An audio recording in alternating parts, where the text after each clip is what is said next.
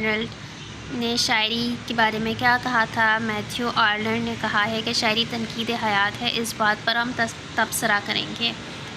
اس کا جواب ہے میتھیو آرنلڈ انگریزی ادب کے ان نقادوں میں سے ہیں جن کے خیالات کو مشرق کے نقادوں نے عام طور سے پسند کیا ہے۔ ان کی سب سے بڑی اہمیت یہ ہے کہ وہ ادب کو تہذیب و کلچر کے تابع دیکھنا چاہتے ہیں۔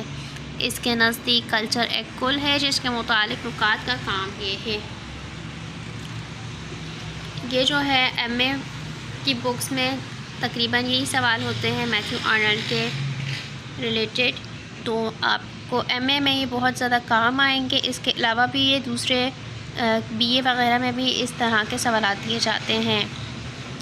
یہاں سے آپ چیک کریں، دنیا میں یہ کوٹیشنز جو ہیں یہ بہت اہم ہیں، ان کے ہی تقریباً نمبر ہوتے ہیں۔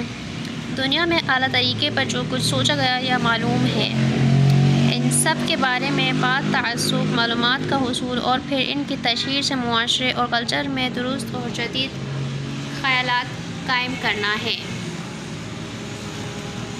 اس نظریے کی روشنی میں آرنلڈ نقاد پر 3 فرائض عائد کرتا ہے۔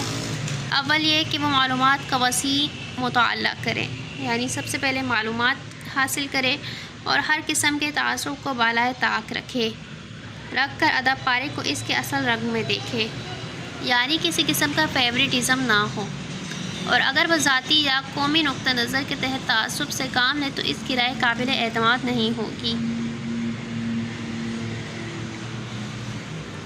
یعنی اصل چہرے کو دیکھے، وہ کسی قسم کے تعصب سے کام نہیں لے، یعنی کسی قسم کے فیورٹزم نہ ہو، جو اصل بات ہے وہی کہے۔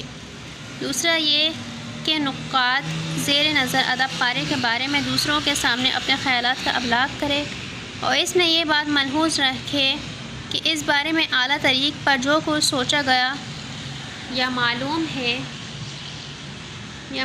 کیا گیا ہے،